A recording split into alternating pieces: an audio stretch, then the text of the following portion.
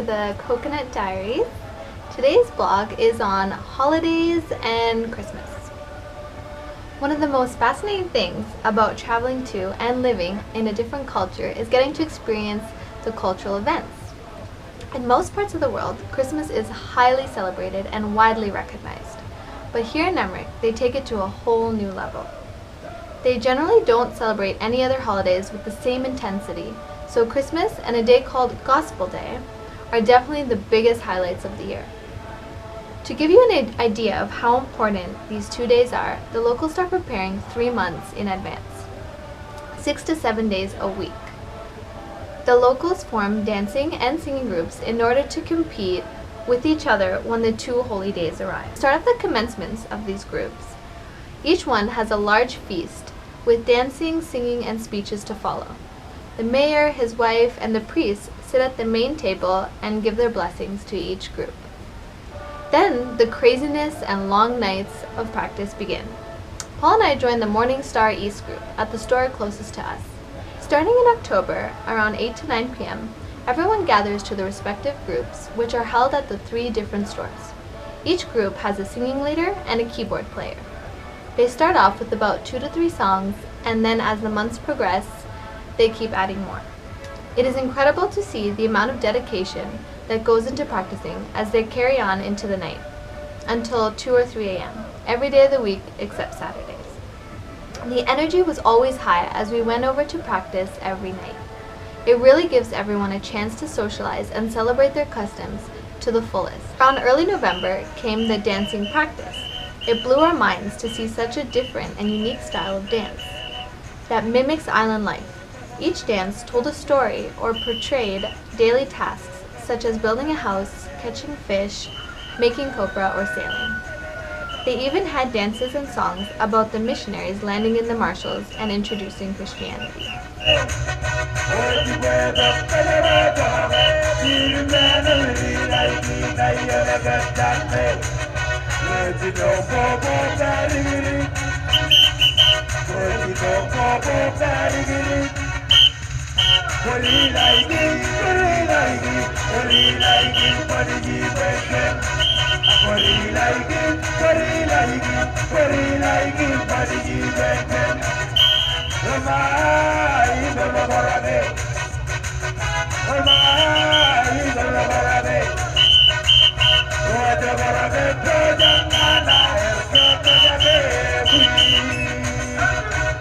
Before the cultural dancing commenced, however, the groups prepared a unique dance to challenge and battle the other groups.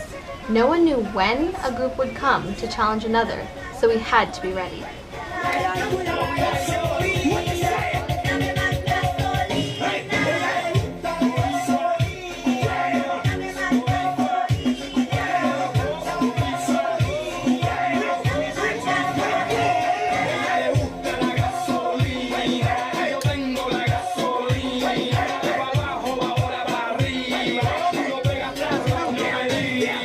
Our group must have felt it an advantage to have rebelles, that's white people in Marshallese, so they surprised me by asking me if I would choreograph a challenge dance to the reggaeton song Gasolina by Daddy Yankee.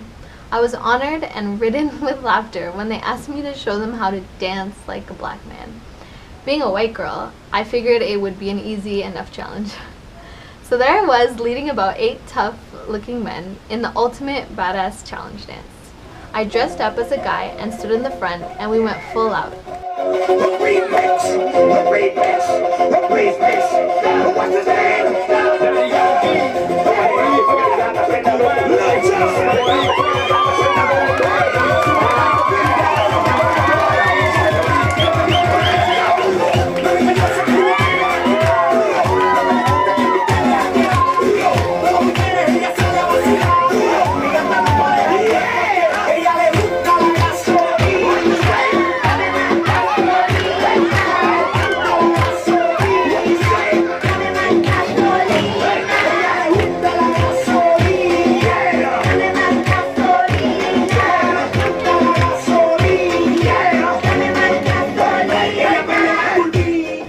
Halfway through our dance, 2 of the older boys from the other group came in and tried to take over our dance. There was so much cheering and laughing.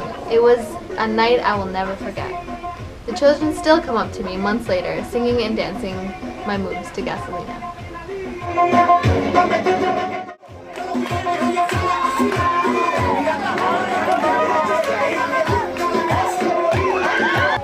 A few days earlier, we had challenged the other groups by parading down the road at night in the dark. The keyboard was put on the wagon with a generator, and the group marched through the street singing and dancing.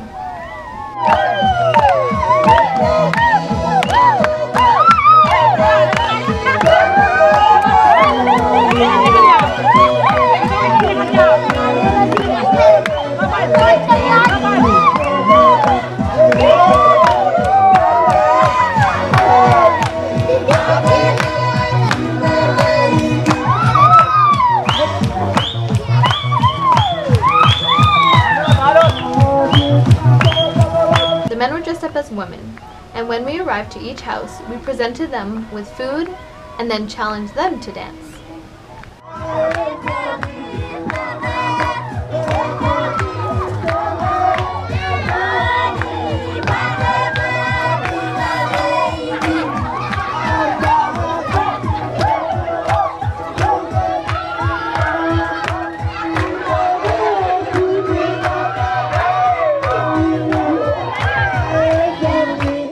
Candy was thrown to the dancers, and children were all over the place screaming with excitement. When it was our turn to be challenged, half the community showed up to the store, singing and playing their keyboard as we had done. They danced and teased us with such vigor.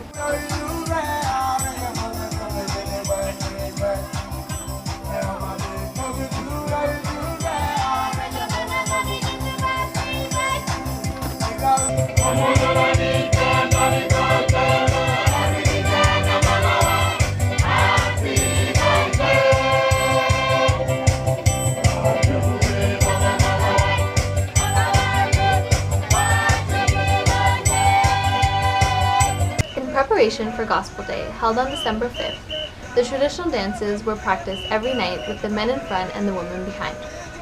The nights were longer and longer, and the children went without much sleep. School attendance became much lower, but that is because Gospel Day and Christmas always come first here in the Marshalls.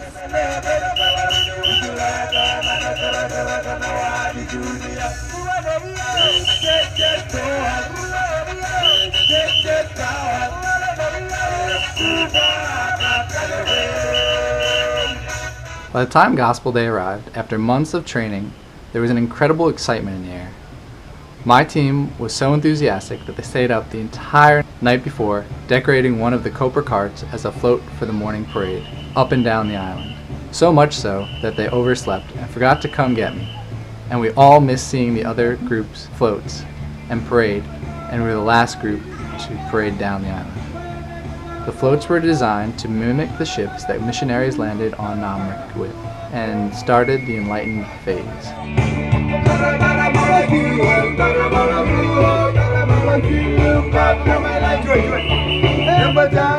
After the parade into church, a mass was held, and after a brief transition, all the different groups started to perform.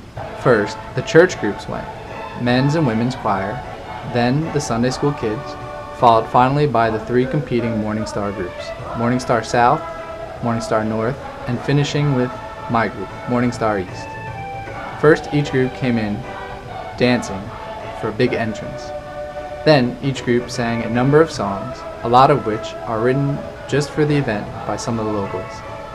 Then the groups end with a performance dance. After each group finishes, one more song is sang, as the groups start to walk around the church in a circle and make a donation to a collection box. Anyone who enjoyed the performance is encouraged to join the line and make a contribution. It's a really fun tradition.